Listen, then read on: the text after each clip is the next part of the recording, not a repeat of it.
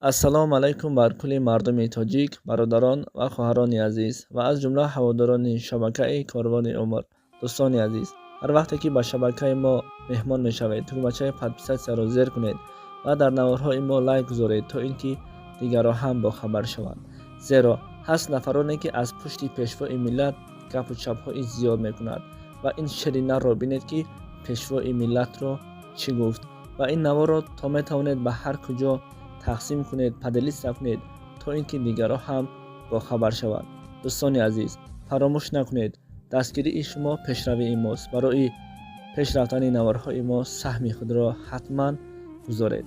хуб, наворро то охир тамошо мекунем, баъдан фикрҳоямонро дар комментария ҳатман менависем. عکسش افتخار کرده پشت سرم میمانم، بالاش افتخار میکنم که میگم امروز امام علی رحمان رهبر تاجکان جهان است که شناخته شمسان نشناختم که بیش از در تمام جهان بیش از 120 میلیون تاجک است. امروز رهبرشان امام علی رحمان است. ما باش افتخار میکنیم و هر پلیت، هر بی نسل، هر بی نسبی که میایه به او توهین میکنه، او کسایی هستن که به ناموس خود احترام ندارن، ناموس خود ارزش قائل نیستن، میرن نوکر پاک. دوستان عزیز، برادران و خواهران و دوستان شبکه کاروان عمر، بر همه ما و شما معلوم است که بعضی شخصانی هستند که این آبادی دولت، این پیشروی دولت را نمیبینند و چگونه که اساسگزار صلح و وحدت ملی پیشوای ملت پرزیدنت جمهوری تاجیکستان گفته بود شکرانه همین آبادی کنیم، شکرانه همین آزادی و صلح و ثبات داشته باشیم. زیرا بینید که تاجیکستان سال تا سال علیه پیشروی کرده ایستاده است. چگونه که خود گفته بود تاجیکستان به پیش، انشاءالله تاجیکستان به پیش می شود. زیرا همان نفرهایی که از پشت پیشوای ملت سخنها گم می زنند، همان نفرهایی که خودشون هیچ کسی نیستند ولی باز زبان که استوا ندارد ولی سخنهای ناجا نسبت همین پیشوای بزرگ میکنند، به همان شخصان گفتنی هستم. تصور کنید که در یک عائله 10 نفر است، 3 نفر آنها کار میکند، اما از حده همین عائله برآمده نمیتواند. مردی که صاحب 2-3 فرزند است از زندگی شکایت میکند، میگوید زندگی چقدر باشد رفتن میگیرد، رسخود زیاد میشود.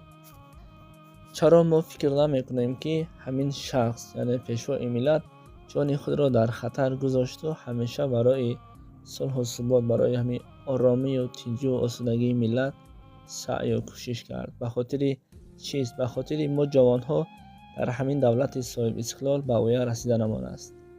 پس دوستان عزیز، گپ رو زیاد نمیکنیم، ولی هر کسی که نسبت همین دولت ما، نسبت پیشوای ما سخن میگوید، حوالش بر خدا بادا، زیرا هیچگاه بعد به مقصد نخواهد رسید.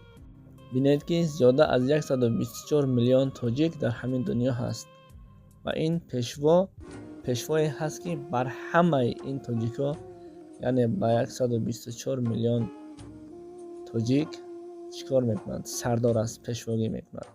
بزار خداوند عمر دراز، تنسیتی و خانوادگی سربلندی نصیب روزی آن همین پیشوا گردد و تنجی و آسودگی بر همین ملت و دولت ما باشد. ما همیشه دعاگوی آن همین دولت هستیم، ما همیشه دعاگوی آن همین ملت هستیم که خداوند بزار تاجیکستان ما را همین خیل صلح و ثبات رو، تنجی و آسودگی رو در نصیب آن همین دولت ما گرداند. آمین. هر چقدر دعا هم کنیم با وقت دعاهایمان نسبت دولت کم است. باید همیشه تنجی و آسودگی همین دولت کنیم، زیرا پدر و مادر و برادر و خواهران ما در تاجیکستان عزیز هستند، تنج و آسوده هستند. بزار همیشه سربلند باشند.